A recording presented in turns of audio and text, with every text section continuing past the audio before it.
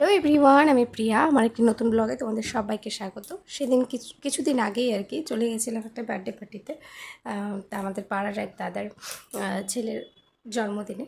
তো যাই হোক, আমাদের এখানকার ডাক বাংলোতে আমাদের ইনভাইট ছিল। তা আমি এক লাইট কালার এবং হালকা শাড়ি পরে নিয়েছিলাম, যেহেতু গরম ছিল।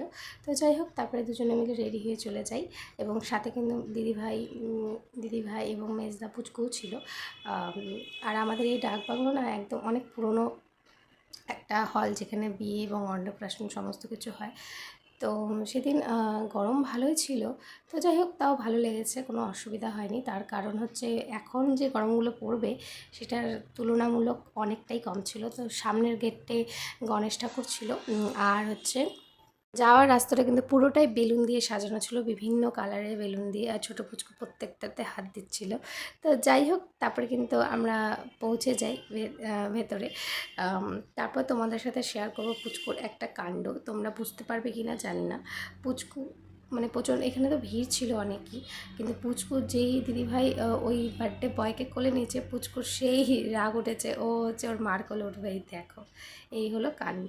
তো যাই হোক, তারপরে আমরা এদিকে এসে পড়ি খাওয়া দাওয়া করতে। এখানে অনেক কিছু ছিল, ফুচকা ছিল, আইসক্রিম ছিল। তারপরে আমার মনে পড়ছে না আর কিছু। ও হ্যাঁ, মনে পড়েছে, চাট ছিল। তারপর হচ্ছে আরেকটা জিনিস ছিল, পকোড়া ছিল। তো যাই হোক, তার মধ্যে কয়েকটা জিনিস খেয়েছি।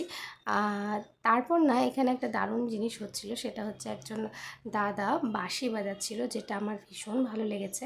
আমি যদি এখানে তোমাদের সাউন্ডটা শোনাই তাহলে তো কপিরাইট পড়ে যাবে, সেই কারণে আমি সেটা তোমাদের শোনাতে পারছি না। তো এখানে অনেকেই, পাড়ার সবাই প্রায় চেনা আমার গিয়েছিল। তো তোমাদের সাথে কয়েকটা ছবি আমি শেয়ার করলাম। দিদিভাইকে বলেছিলাম কয়েকটা ছবি তুলে দিয়ে, দিদিভাই তুলে দিয়েছিল।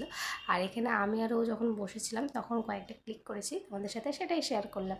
ভালো লাগলে লাইক কমেন্ট শেয়ার করে পাশে থাকবে। এবং বার্থডে বয়ের ছবি তোমাদের সাথে একটু শেয়ার করে, যেহেতু খুব ছোট।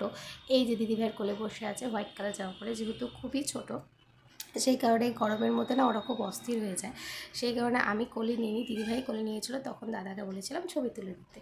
তো যাই হোক, এখানে ব্লগটা শেষ করছি, দেখা হচ্ছে নেক্সট ব্লগে।